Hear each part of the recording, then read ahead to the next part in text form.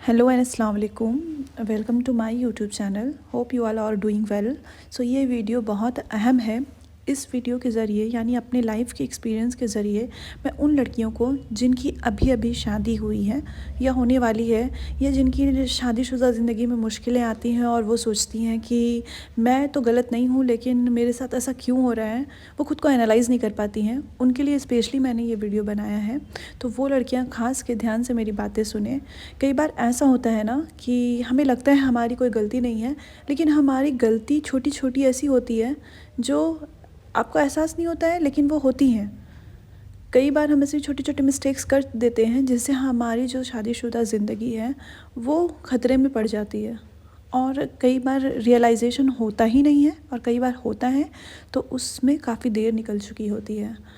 तो मैं अपनी ज़िंदगी का वाक़या बताती हूँ कि मेरी शादी को भी 3 साल हुए हैं, और मेरा जो शादी थी वो एकदम प्योर अरेंज मैरिज थी। यानी मेरे घर वालों ने रिश्ता देखा, तय किया, और यहाँ तक कि जैसे आजकल लड़की लड़कियाँ शादी से पहले बात करते हैं, मेरे केस में वैसा नहीं था। मैंने लड़के से पहले बात नहीं की थी। तो शादी से पहले से ही अंडरस्टैंडिंग बन जाना ये तो नामुमकिन सी बात थी।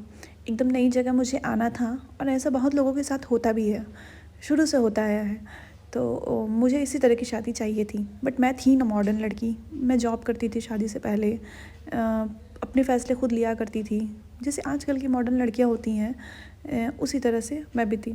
और ये तय है शादी के बाद हर किसी की लाइफ में चेंज आता है और मुश्किलें भी आएंगी, जिनको हल आप ही को करना है, जिनको समझना आप ही को है।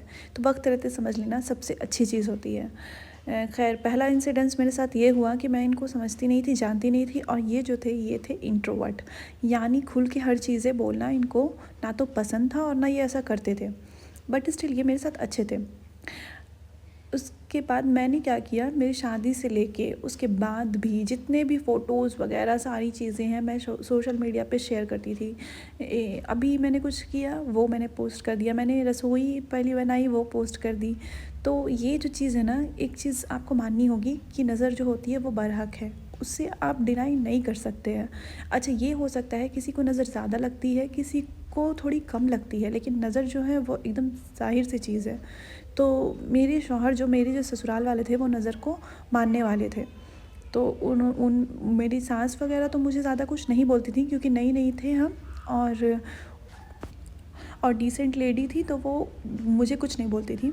बट लेकिन मेरे हस्बैंड मुझे ये चीज़ बोल दिया करते थे कि तुम फ़ोटोज़ वगैरह ज़्यादा शेयर मत किया करो।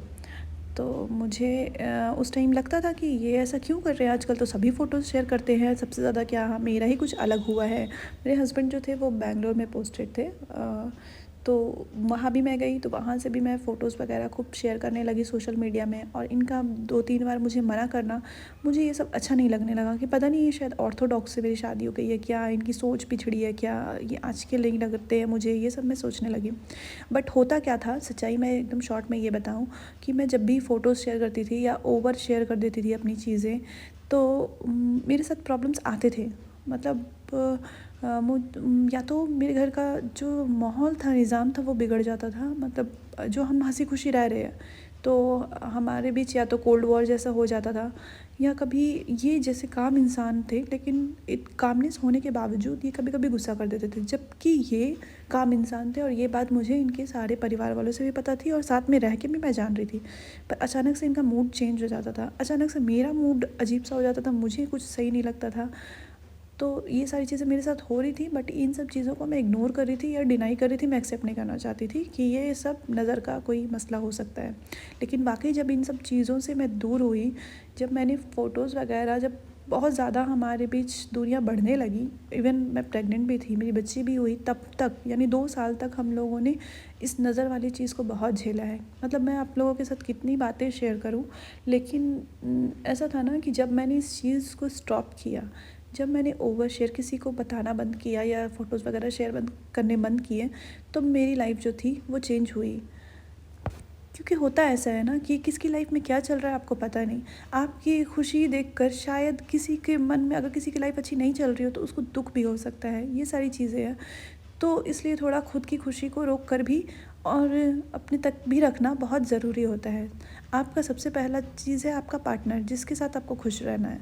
सेकंड चीज़, ये तो नज़र वाली चीज़ मुझे लेट से पता चली ही। सेकंड चीज़ जो मैंने की थी वो था, मैं हर एक चीज़ अपने घर वालों से शेयर करती थी। छोटी छोटी चीज़, मेरा इनसे गुस्सा हो गया, झगड़ा हो गया, वो भी शेयर कर दिया, हर चीज़ बातें बता दी उन्हें। अब यहाँ तो मेरा सब कुछ ठीक हो जाता था, लेकिन वहाँ तो लोग समझते थे कि अरे ये इसके साथ ऐसा हो गया है, ये वो तो नेगेटिव सोचते ना कि आपके बारे में, वो फिर नेगेटिव, आपके रिश्ते के बारे में भी नेगेटिव सोचने लगते हैं। तभी मुझे ये एहसास नहीं होता था।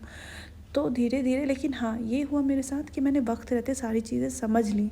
मुझे 2 साल के अंदर ये समझ में आ गया कि पेशेंस बहुत ज़रूरी है रखना, और हर एक चीज़ आप हर किसी से शेयर ना करें तो वो आपके लिए बेहतर है, आपके घर, आपके रिश्ते के लिए बेहतर है। तो होप मेरा ये वीडियो आपको पसंद आया होगा, और अगर पसंद आया तो इस तरह के वीडियोस मैं और लेकर आऊँगी। बहुत सारे एक्सपीरियंसेस हैं वो शेयर करूँगी आपके साथ। लाइक कीजिएगा, शेयर कीजिएगा, और हाँ, ये जो पीछे वीडियो चल रहा है ये मेरे चैनल पे मौजूद है, उसे ज़रूर देखिएगा। Thank you for watching.